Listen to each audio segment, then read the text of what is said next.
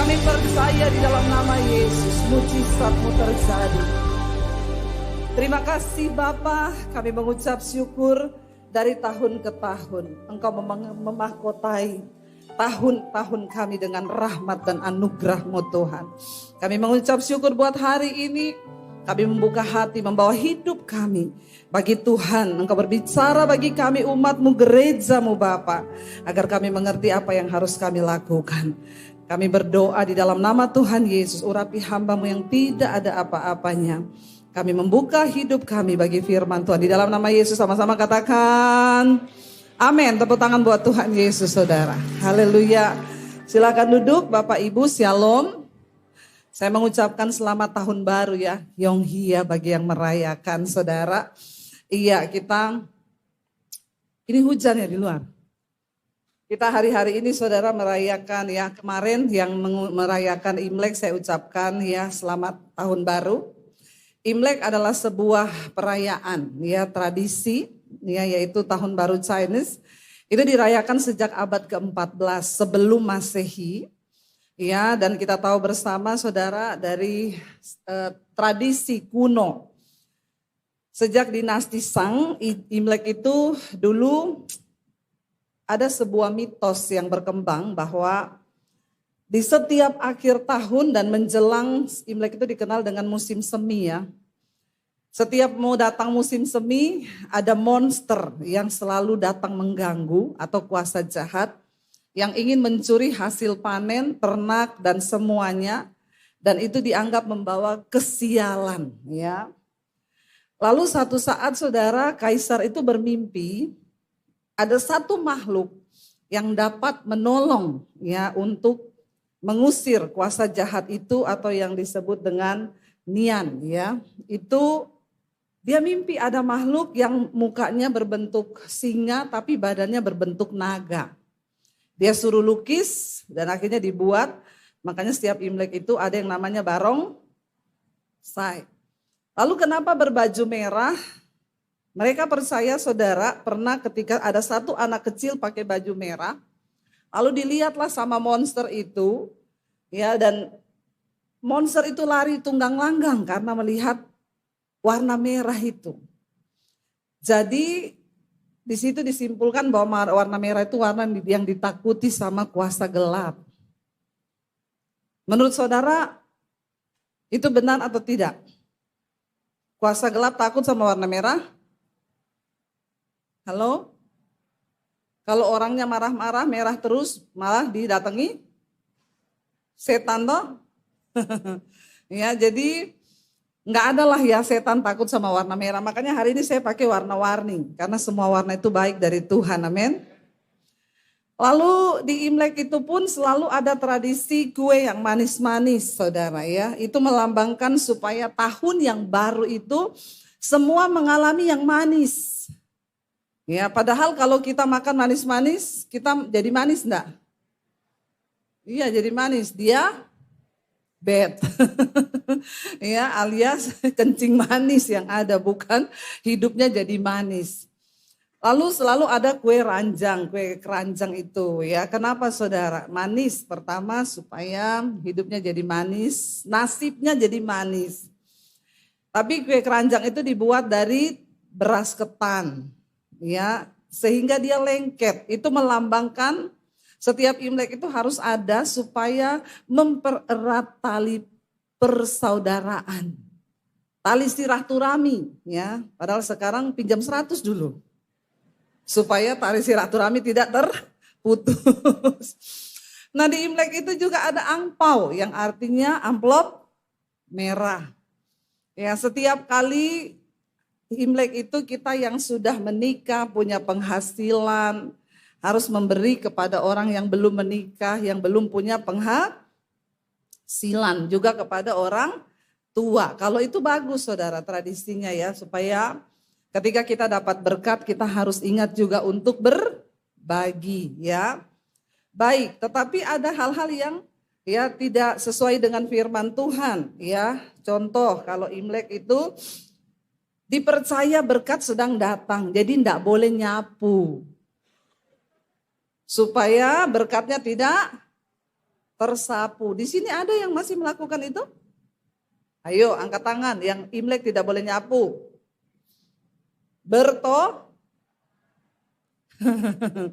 Bertobat saudara.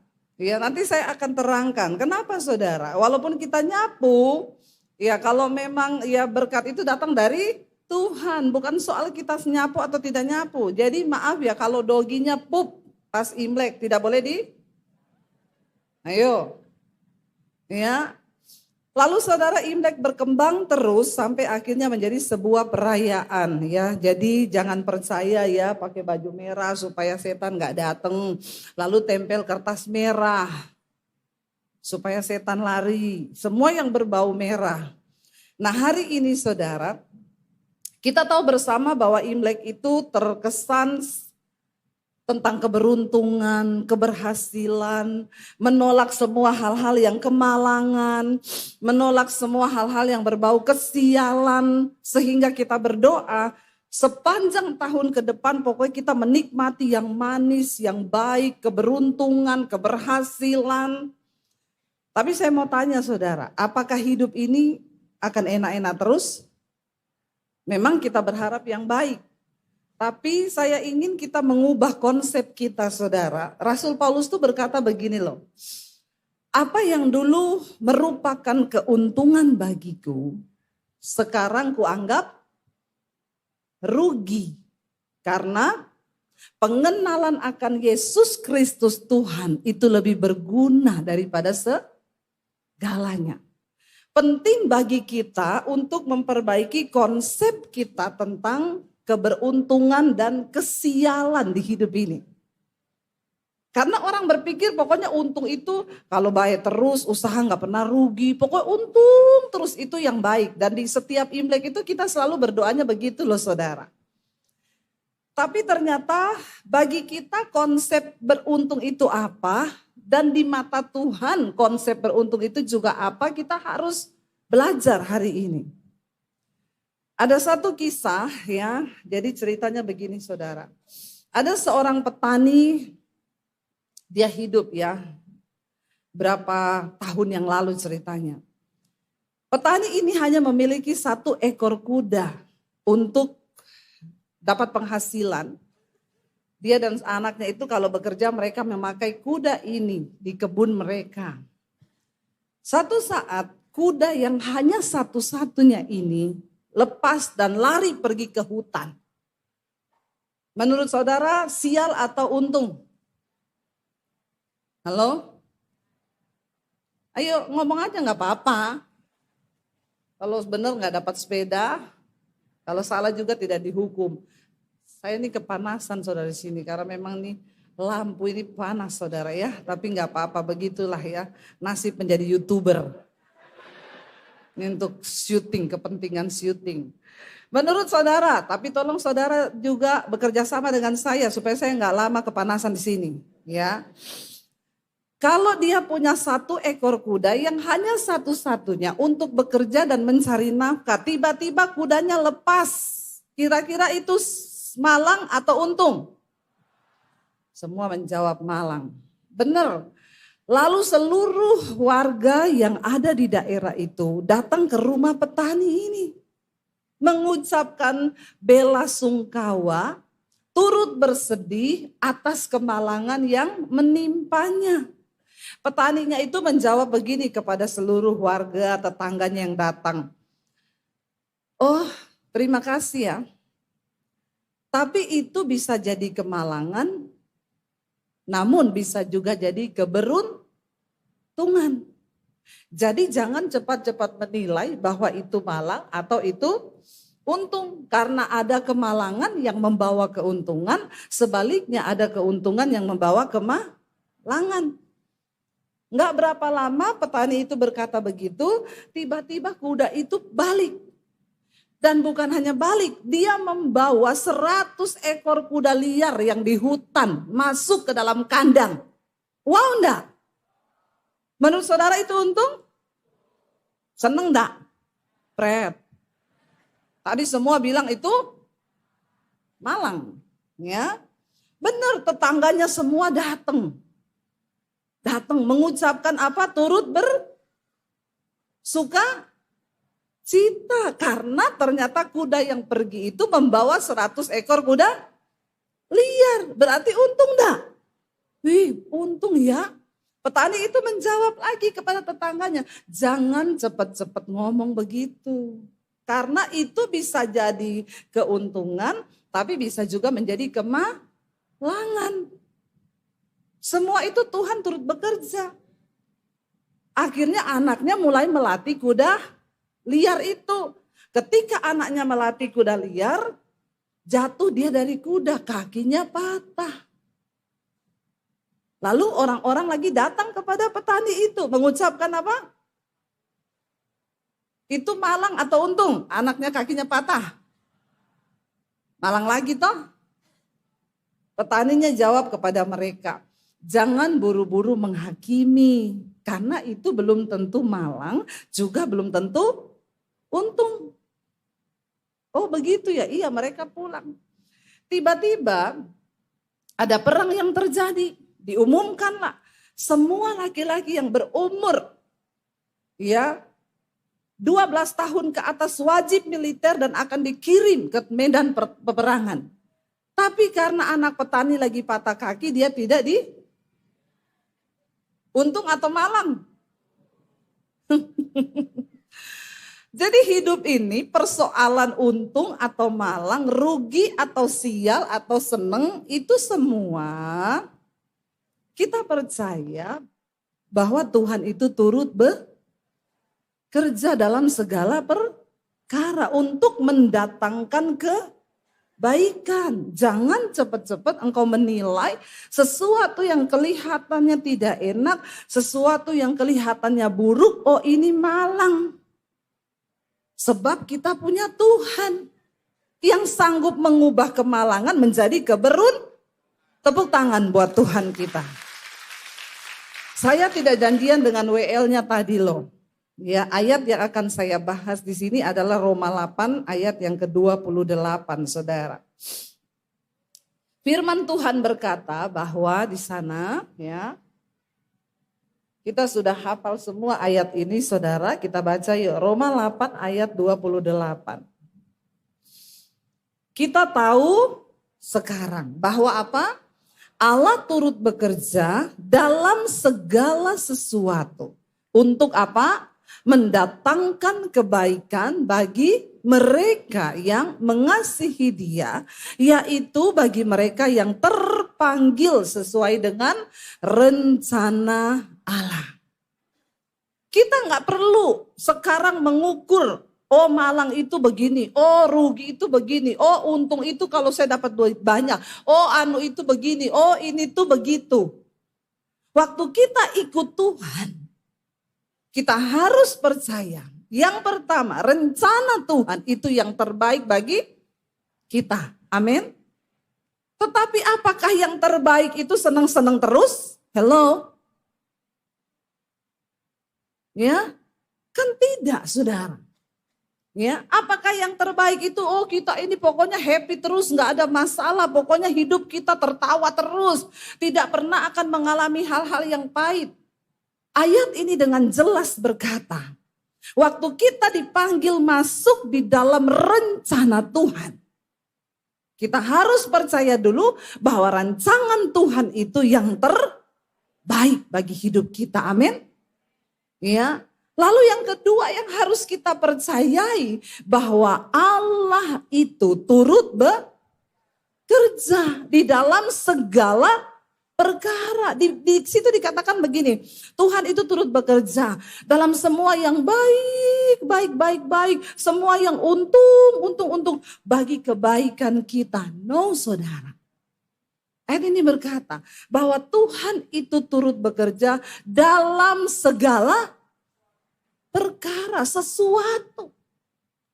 Berarti bukan hanya yang baik menurut konsep kita. Makanya ketika Rasul Paulus ada di dalam Kristus, apa yang dia katakan? Kita lihat Filipi pasal 3 ayat yang ke-7, Saudara. Rasul Paulus berkata begini, Saudara. Tetapi yang dahulu, apa yang dahulu merupakan keuntungan bagiku, sekarang kuanggap rugi karena apa? Kristus. Nah, penting di sini kita memahami sebuah konsep tentang untung itu apa. Sebab waktu Paulus belum berada dalam Kristus, bagi dia kalau dia bunuh orang Kristen itu sebuah keuntungan.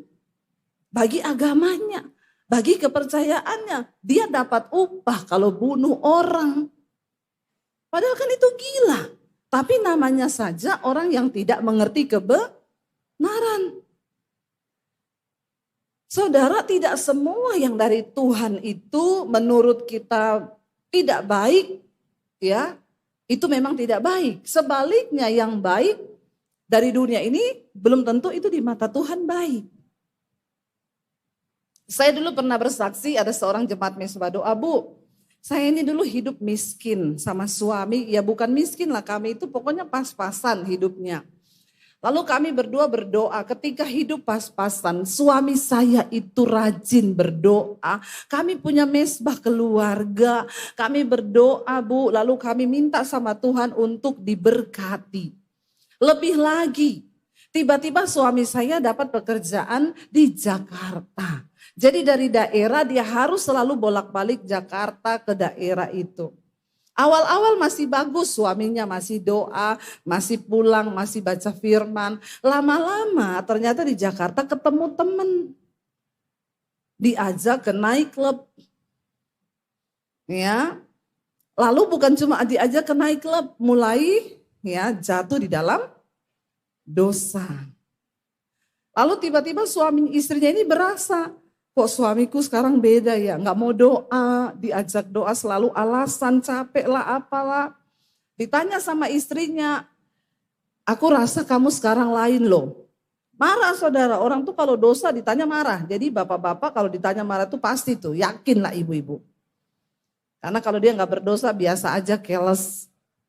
Ya, marah, kamu kenapa sih? Itu biasanya bener. Akhirnya istrinya enggak mau ribut, ya sudah dia berdoa, Tuhan kalau memang benar suamiku ini sejak dapat pekerjaan itu mereka bisa beli mobil, bisa beli rumah yang lebih bagus, kondisi keuangannya melejit. Tapi suaminya jatuh dalam dosa. Beruntung enggak? Menurut saudara itu untung enggak? Enggak usah pura-pura. Tambah rumah, tambah mobil, untung? Suami jatuh dalam dosa, untung enggak? Ya, akhirnya saudara, istrinya berdoa, Tuhan, kalau memang suamiku itu macam-macam, tolong Tuhan bukakan. Jadi istri-istri, kalau kau curiga sama suamimu, enggak usah banyak tanya, doa saja sama Tuhan. Karena Tuhan itu mendengar doa orang yang teraniaya. Makanya bapak-bapak jangan sering-sering kau aniaya istrimu, amin. Kalau dia berdoa didengar Tuhan. Hati-hati. Istrinya berdoa. Tiba-tiba suaminya mau pulang dari Jakarta, foto di hotel pakai kacamata hitam. Sayang, aku pulang, kangen sama kamu, nanti siang ketemu ya. Istrinya lihat, ih ganteng banget suamiku. Digedein, ih di kacamatanya ada cewek duduk di depannya pakai rok mini. Ini kisah nyata loh saudara. Kisah nyata ini. Orangnya ada dan dia cerita ke saya. Suami istrinya lihat di screenshot, ih kok ada cewek ya di kacamata hitamnya. Makanya hati-hati bapak-bapak. Kalau mau bohong itu harus pinter. Kalau nggak pinter ketahuan kau. Tapi sepintar apapun kau sembunyi bohongmu, kalau istrimu berdoa, Tuhan bukakan. Amin. Lalu ditanya sama istrinya, say itu sorry ya, kok di kacamata hitammu ada mantul gambar cewek pakai rok mini duduk di depanmu. Barulah dia lihat, ih bener jawabannya apa. Makanya tadi malam aku terasa ada setan masuk ke kamar ini. Ya, pinter sekali ngelesnya ini bapak saudara. Lalu istrinya bilang, sudah terbang aja dulu, kita selesaikan di sini. Itu kalau bapaknya pilot kayaknya sudah mau landing, dia terbang lagi, enggak jadi landing. Karena ditunggu istri untuk menyelesaikan. Akhirnya datang, mereka bicara, berantem hebat. Akhirnya suaminya mengaku. Setiap kali ke Jakarta, awalnya diajak teman bisnisnya, pergi ke nightclub, lihat perempuan-perempuan nari-nari. Karena tertarik dengan tariannya, perempuan diajak ke hotel. Jadi sekarang setiap kali ke Jakarta, pasti langsung ajak penari itu masuk ke hotel. Istrinya nangis, dia bilang, Tuhan, dia bilang sama suaminya, aku mau berdoa supaya Tuhan ambil pekerjaan itu. Aku lebih suka hidup kita yang dulu walaupun pas-pasan. Tapi kamu mau doa, kamu jadi imam yang benar di dalam rumah tangga. Aku tidak menginginkan semua ini. Istrinya berdoa, tiba-tiba kontraknya diputus sama perusahaan itu. Lalu suaminya kembali, singkat cerita untung dia bertobat. Istrinya bilang, ayo kita dengar mesbah doa lagi. Ya di tempatnya Ibu Debbie, mereka nonton ya. Akhirnya tiap hari mereka berdoa, mereka dipulihkan Tuhan. 3 tahun suaminya gak dapat pekerjaan. Tapi itu kembali membuat dia bertobat. Saudara, menurut kita keuntungan itu seperti apa? Kalau konotasimu bahwa beruntung itu engkau diberkati dalam hal uang, materi, maaf, setan juga bisa kasih. Amin. Dan akhirnya saudara ketika dia berdoa, istrinya bilang, saya berdoa supaya Tuhan kasih kamu pekerjaan lagi, tapi tidak jauh-jauh. Karena menurut Alkitab, suami istri itu tidak boleh hidup berjauhan. Kecuali hanya untuk berdoa atau berpuasa 3 hari. Tapi kalau selama-lamanya begitu, berbulan-bulan pasti terjadi hal-hal yang diinginkan. Ya, akhirnya dipulihkan Tuhan, mereka kembali 3 tahun tidak ada pekerjaan, membuat suaminya bertobat. Puji Tuhan, akhirnya dikasih pekerjaan, mereka hidup satu kota. Sehingga tidak terjadi hal-hal yang berbau dosa. Nah, konsep kita tentang beruntung itu apa, saudara? Mari kita percaya bahwa keberuntungan itu, makanya Rasul Paulus bilang di Filipi 3 tadi ayat 7, apa yang dulu merupakan keuntungan bagiku, sekarang ini kuanggap rugi. Saudara, kita perlu punya pemahaman konsep yang benar tentang keuntungan, supaya kita nggak main tengking, ya. Ada masalah dikit ditengking, marah. Coba kalau petani tadi waktu kudanya pergi, terus dia marah sama Tuhan. Tuhan, kenapa ya? Aku cuma punya kuda 1 loh. Kenapa engkau biarkan kuda itu lepas? Ya kan? Tapi ternyata dia bilang, yang menurutku itu malang bisa jadi Tuhan rubah jadi kebaikan. Dan benar tiba-tiba kudanya pulang membawa teman-temannya, ya, anaknya melatih kuda itu jatuh dari kuda, kakinya patah. Semua orang berkata, aduh malang banget, kasihan kakinya patah. Ternyata setelah itu ada perang wajib militer, anaknya tidak terpilih. Saya ingat kisah dari seorang astronot dulu, dia punya kerinduan untuk berangkat keluar angkasa. Dia sudah berdoa, dia meminta kepada Tuhan, sudah ikut seleksi, tinggal 1 tok. Dia batal gak bisa berangkat. Saat itu dia marah besar, kenapa saya Tuhan? Ini kerinduanku dari dulu, kenapa engkau gak berangkatkan saya? Tapi ya sudah, dia harus belajar menerima keadaan itu. Ketika dia lihat peluncuran pesawat ulang-alik di depan mata, baru naik berapa lama, meledak di udara. Baru dia bilang, terima kasih Tuhan. Apa yang dulu merupakan kemalangan bagiku, ternyata Tuhan yang lebih tahu hidup kita nih ke depan seperti apa, amin. Makanya jangan buru-buru salahkan Tuhan. Satu hal yang harus kita percaya bahwa ketika kita terpanggil masuk dalam rencana Allah. Yang pertama rencana Tuhan itu yang terbaik. Yang kedua bahwa Tuhan turut bekerja di dalam segala perkara. Baik itu yang merupakan keuntungan, yang merupakan kemalangan, Tuhan turut bekerja untuk kebaikan kita. Tidak selalu yang baik itu ya yang menurut kita enak. Loh, kalau saudara punya anak saudara, tiba-tiba dia minta, ya kita nih punya uang sekarang. Anak kita bilang, aku mau ya mam, uang jajanku satu hari ke sekolah 1 juta. Saudara bisa kasih, tapi saudara mau kasih dia satu hari 1 juta? Tidak kan? Ya saya enggak mau. Ya kenapa? Ya karena itu enggak baik bagi kamu. Yang ada nanti kamu enggak ke sekolah. Kamu pergi ke tempat yang lain. Anak saya yang masih kecil sampai sekarang, yang perempuan, dia ke sekolah naik ojek. Marah saudara, mami tuh ya aku hujan loh kebasahan, yo pakai mantel hujan. Tetapi kan gini teman-temanku diantar pakai mobil. Dulu kakakmu semua sampai lulus SMA naik ojek. Kamu harus lulus dulu sampai kamu lulus naik ojek terus. Nanti kalau sudah baru bisa pakai mobil. Itu sudah aturannya saya.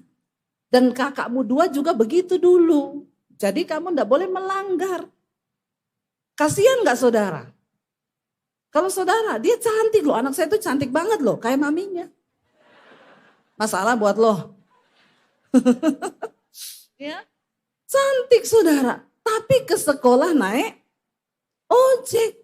Kalau pulang panas loh mam. Panas banget. Kulitku rusak. Enggak. Nikmati saja dulu proses itu. Kan sebentar lagi lulus. Marah tiap hujan dingin gini. Jalani dulu mami jalan kaki ke sekolah. Kamu lebih bersyukur naik ojek. Kadang tukang ojeknya jaketnya bau. Nggak apa-apa. Musim hujan mungkin nggak kering dijemur. Saya nggak mau saudara. Saya bisa suruh orang anterin dia tiap hari pakai sopir apa. Tapi saya nggak mau melakukan itu. Karena saya tahu yang terbaik buat anak saya. Dia harus merasakan kesusahan. Ya saya bilang dulu kakakmu itu loh waktu sekolah SMP malah. Ya naik jalan kaki dulu ke depan komplek. Naik ojek, naik angkot ke sekolah. Marah-marah, duduknya miring, pusing aku. Belum terbiasa, kalau sudah terbiasa enggak. Ya, lama-lama sudah terbiasa duduk miring. Ke gereja naik mobil pribadi duduk lurus. Pusing aku duduk lurus mam. Kenapa? Biasa duduk miring di angkot. Saya bilang oh udah biasa susah. Baik itu saudara. Jadi ya jangan menganggap yang baik buat kita tuh semua baik di mata Tuhan. Tuhan yang paling tahu apa yang terbaik buat kita. Daud berkata, aku menderita itu baik bagiku. Supaya aku belajar tentang ketetapan Tuhan. Tapi manusia tidak mau menderita. Maunya yang enak-enak. Ya datang sama pendeta, Bu saya ini lagi ada masalah. Terus doain dong biar cepat keluar. Kagak. Ya, saya tidak akan berdoa supaya masalahnya cepat selesai. Tapi saya mau berdoa supaya kamu nangkep maksud Tuhan di balik masalah yang sedang kamu hadapi. Kalau kamu sudah nangkep, maka Tuhan akan meluluskan. Bagi Tuhan menjawab doamu itu tidak sulit saudara. Apa yang gak mungkin bagi Tuhan? Mungkin semuanya bagi Tuhan. Dia hanya berfirman, jadi. Tapi di balik setiap persoalan yang kita hadapi, Tuhan sedang berbicara. Dia mau kita nangkep, dia mau kita mengerti apa maksudnya di balik masalah yang sedang kita hadapi. Makanya jangan cepat-cepat minta keluar dari masalah itu. Karena itu ya Yakobus berkata, berbahagialah orang yang bertahan di dalam pencobaan. Sebab kalau sudah tiba waktunya, orang itu lulus ujian. Ya, engkau akan menerima mahkota kehidupan. Ayat itu enggak bilang begini loh. Berbahagialah orang yang keluar dari pencobaan. Enggak. Berbahagialah orang yang bertahan. Kita itu bisa bertahan saja dalam pencobaan kita itu sudah berbahaya loh. Katakan amin. Ya, sudah bahagia kita, makanya jangan buru-buru minta keluar, tapi bilang Tuhan beri aku kekuatan untuk bertahan. Sampai tiba waktunya, time limitnya Tuhan itu ada saudara. Kalau sudah selesai, aku percaya, aku mengerti rencana Tuhan, aku dapat proses Tuhan. Saya ini saudara, saya mengalami indahnya ikut Tuhan itu. Kalau orang bilang berkat itu ya baru setelah pandemi ini. Ya sama kita dengan Pak Michael. Tapi dalam perjalanan pengiringan saya ikut Tuhan, semuanya tidak enak bagi daging. Menderita. Tapi saya tidak menyebut itu kemalangan. Karena saya tahu Tuhan sedang mempersiapkan saya. Saya sering ngomong loh sama suami saya. Kita bersyukur dibentuk Tuhan ya. Kalau kira-kira Tuhan berkati kita seperti sekarang ini 10 tahun yang lalu. Wah kita udah berubah hidupnya saudara. Mungkin saya nggak mau lagi diundang Bapak ke sini. Saya sudah punya uang banyak. Ngapain saya pelayanan? Saya ini kemarin dari Makassar, pelayanan di Makassar, terbang ke Semarang, dari Semarang saya ke Solo, dari Solo saya ke sini. Ya, ditanya capek enggak? Capek. Tapi aku mau bercapek-capek di ladang Tuhan. Daripada bercapek-capek di dunia, amin. Karena aku tahu upah mahkota yang disediakan Tuhan itu luar biasa, amin. Kalau kita ini diberkati 10 tahun yang lalu, seperti sekarang ini, ya mungkin saya tidak seperti ini saudara. Saya enggak mau lagi diundang khotbah, enggak lah, saya enggak khotbah sekarang. Nikmati uang dari YouTube aja. Jalan-jalan terus saya. Ya, tapi kan karena Tuhan mempersiapkan. Berkat yang kami terima pun saya enggak berani pakai untuk saya sembarangan. Saya tahu itu titipan Tuhan yang harus kita salurkan juga untuk pekerjaan Tuhan. Ya. Ibu kok enggak beli mobil Mercy? Bisa saya beli Mercy, bisa. Bisa saudara, sangat bisa. Tapi buat apa? Ya, sudah cukup mobil yang nyaman, kita pelayanan cukup. Tapi bukan untuk gengsi-gengsian. Atau sombong-sombongan. Mungkin kalau 10 tahun yang lalu kita dapat berkat seperti sekarang ini. Ya udah saya sudah pakai Mercy nih. Ya, untuk sombongan. Tapi tidak saudara. Jadi Tuhan itu juga pun tahu apa yang kami lakukan hari ini. Saya minggu depan ke Jepang, diajak orang, tiket dibeliin, semua disediakan. Bulan Maret saya ke Amerika 1 bulan, dikasih tiket bisnis kelas Qatar. Jadi kalau saya foto di IG, jangan ada yang komen ya. Pendeta hedon, maaf itu berkat. Saya tinggal menikmati aja, udah difoto Bu, tiket sudah siap ya, bisnis kelas Qatar. Kalau pakai duit saya beli itu, aduh mikir saya 1000 kali. Ya, mending buat kasih makan anak-anak di sekolah misi itu 1 bulan punya itu. Tapi Tuhan tahu kan, Dia tetap tahu hidup kita. Ya Tuhan tahu saudara, makanya enggak usah banyak rekayasa sama Tuhan. Kalau hari ini engkau sedang diproses, jalani itu. Sebagai satu hal yang Tuhan izinkan untuk mendatangkan kebaikan. Jangan buru-buru menilai ini malang, ini untung. Apalagi Imlek begini, doanya semua, pokoknya yang baik-baik. Begitu datang masalah besok, loh kemarin aku berdoa Imlek untuk baik, kok ini sudah tidak baik? Hello, Tuhan turut bekerja dalam segala perkara untuk mendatangkan kebaikan di hidup kita. Bagi orang yang sungguh-sungguh terpanggil masuk ke dalam rencana Tuhan. Yang mengerikan itu kalau engkau nggak pernah ada masalah.